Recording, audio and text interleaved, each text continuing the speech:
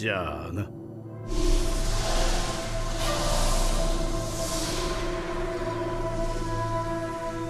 Obito Uchiwa, c'est l'énigme incarnée de l'univers de Naruto. On pensait son histoire terminée, écrasée sous des rochers, mais surprise, le destin avait d'autres plans. Dans un premier temps, il est sauvé par Madara, mais la perte de Rin va transformer Obito. Petit à petit, il va tomber dans un chemin sombre, convaincu de devoir réécrire les règles d'un monde qu'il voit comme fondamentalement brisé. Par la suite, sous les traits de Toby, il joue la carte du clown, masquant ses véritables intentions derrière un sourire énigmatique. C'est cette façade qui le rend d'autant plus dangereux. Un look déguisé en mouton jusqu'à ce que la mort d'Itachi le pousse à dévoiler sa véritable nature. Car la guerre est son jeu, c'est un coup de dé où tout le monde perd, jusqu'à ce qu'il réalise, peut-être trop tard, l'ampleur de ses erreurs. Et là, ça devient vraiment intéressant. Puisqu'Obito n'est pas juste un méchant de plus, il est le miroir brisé de ses propres luttes, symbolisé par le combat intérieur entre sa lumière et son obscurité, le bien et le mal qui sommeillent en lui. Alors dans cette vidéo, on va plonger la tête de la première dans le parcours chaotique qu'a été la vie d'Obito, et je vais décortiquer ses 4 plus grosses erreurs, et crois-moi, elles sont épiques, mais surtout, je vais t'expliquer comment tu peux éviter de les faire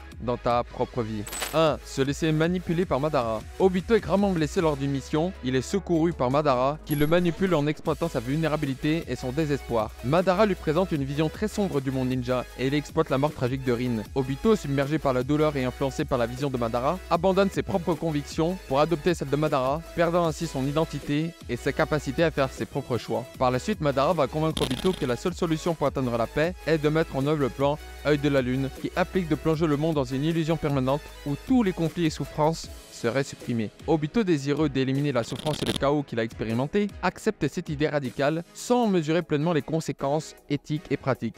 Et c'est à partir de là que sa descente aux enfers va commencer. Car Obito choisit une solution extrême qui ne résout pas vraiment les problèmes sous-jacents du monde, mais se contente juste de les masquer. Jusqu'en suivant les plans de Madara, Obito commet de nombreux actes répréhensibles, notamment la manipulation d'autres personnes, comme il a été manipulé d'ailleurs. Que ça soit l'attaque de villages innocents et l'initiation à de nombreuses guerres. Et ces actions sont en contradiction directe avec les valeurs qu'il chérissait autrefois, comme l'amitié et la protection des innocents. Ainsi, cela indique une perte de sa morale et de son éthique, poussée par une vision faussée de la réalité imposée par Madara. Donc, quelles sont les conséquences de ces actions? Pour commencer, l'erreur de se laisser manipuler par Madara a des répercussions non seulement sur la vie d'Obito, mais aussi sur le monde entier, et cela entraîne des conflits et de la souffrance. Car au final, Obito réalise son erreur et les véritables intentions de Madara, mais beaucoup de dégâts ont déjà été faits. Alors la leçon à retenir est la suivante. Tu dois développer un esprit critique et rationnel et t'appuyer que sur des personnes qui veulent ton bien. Lorsque tu sais prendre du recul sur les choses tout en étant rationnel, cela te permet d'évaluer objectivement les intentions et les informations que tu reçois, et surtout, cela te permet de ne pas tomber dans des idéologies néfastes, que ce soit pour toi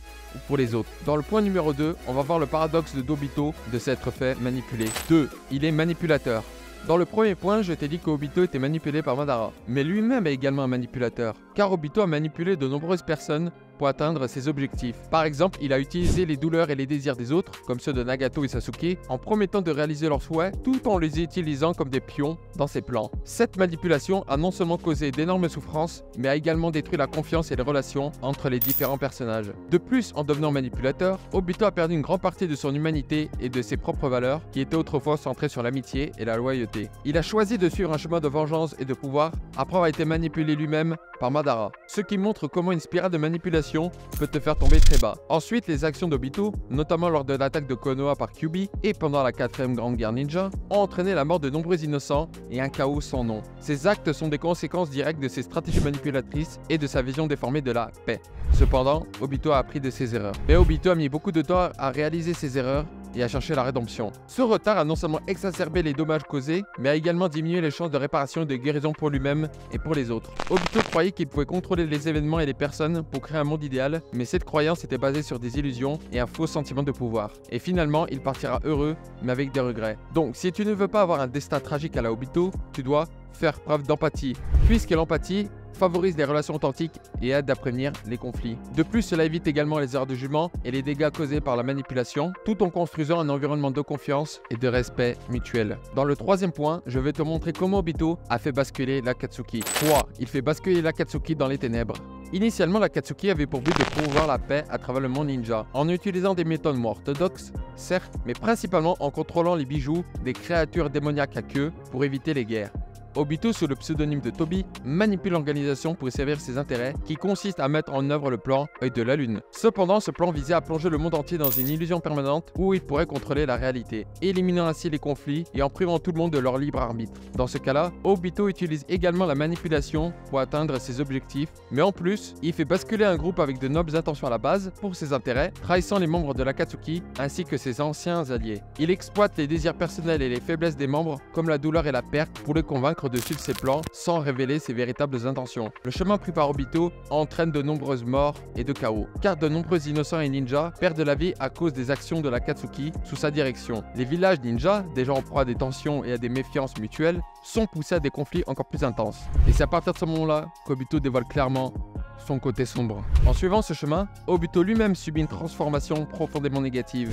De base, c'est un ninja avec des intentions nobles. Sa douleur personnelle et son désir de créer un monde sans souffrance va le corrompre, le poussant à adopter des méthodes extrêmement cruelles et inhumaines. Donc l'erreur d'Obito réside dans sa décision de sacrifier son humanité et sa morale pour atteindre un idéal utopique et en utilisant des méthodes qui entraînent exactement le type de souffrance et de destruction qu'il souhaitait initialement éliminer. Donc pour éviter de tomber dans ce piège, tu dois avoir une communication ouverte et avoir une réelle écoute active. Puisque communiquer ouvertement et écouter réellement les autres va te permettre de mieux les comprendre et ainsi d'éviter les malentendus. Cela permet également de trouver des solutions plus pacifiques et ainsi cela permet d'éviter de prendre des décisions extrêmes qui peuvent causer encore plus de problèmes. Au final, tu auras sans doute constaté que tout ce qu'on vient de voir, ça vient de la manipulation en tout genre. Mais surtout, cela passe par le fait qu'il impose ses choix par la force. Et donc tout naturellement, sa dernière erreur est 4. Il impose ses choix par la force. L'erreur fondamentale d'Obito réside dans sa méthode pour atteindre ses objectifs. Il impose ses choix par la force. Cette approche crée des conflits, engendre de la résistance et mène souvent à des résultats destructeurs, non seulement pour les autres, mais aussi pour lui-même. Car utiliser la force pour imposer ses idées, même si elles semblent justes, détruit le principe de liberté et de choix personnel essentiel dans toute société équilibrée.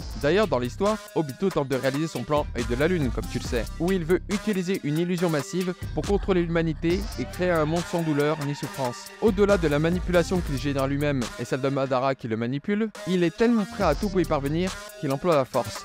Et à partir de ce moment-là, cela signifie qu'il ne le fait plus pour l'humanité, mais bien pour lui-même. Car imposer quoi que ce soit par la force, cela signifie qu'on ne le fait pas pour nous-mêmes, mais bien pour les autres. Donc si tu veux éviter de passer pour une personne qui force ses choix, fais ceci à la place. Privilégie le dialogue et la collaboration pour convaincre, plutôt que d'imposer tes choix par la force. Tout simplement car collaborer et d'échanger différents points de vue permet à tout le monde de se sentir compris et respecté, et cela aide également à éviter les conflits et à prendre de meilleures décisions, mais surtout cela rend les décisions beaucoup plus facilement acceptées et efficaces pour tout le monde. Quelle est la conclusion sur Obito? Alors c'est personnellement un personnage qui m'a tellement fasciné. Il a sans aucun doute le développement le plus intéressant de Naruto, mais ce que j'ai de trouver le plus intéressant chez lui, c'est tous les retournements de situation auxquels il nous a tous confrontés. D'ailleurs, si on y réfléchit bien, tout ceci vient de la manipulation, que ce soit d'Obito, de lui-même et même de Zetsu, même si j'en ai pas parlé. À la base, Obito était une bonne personne, mais malheureusement il a fini par prendre le mauvais chemin et il a fini par imposer ses choix. Cependant, on peut retenir un truc de positif chez Obito, c'est qu'il avait un rêve à accomplir et qu'il se donnait les moyens pour réussir. Mais c'était un objectif complètement égoïste, car à part lui, personne d'autre ne le voulait. Et il ne faut pas oublier que l'élément déclencheur a été la mort tragique de Rin, et que c'était un enfant au moment des faits, et que les traumatismes subis durant l'enfance sont beaucoup plus impactants psychologiquement que pour un adulte. Alors si tu ne veux pas devenir le prochain Obito, évite absolument ces 4 erreurs. Tu dois développer un esprit critique et rationnel et taper que sur des personnes qui veulent ton bien. Fais preuve d'empathie, tu dois avoir une communication ouverte et avoir une réelle écoute active. Privilégier le dialogue et la collaboration pour convaincre, plutôt que d'imposer tes choix par la force.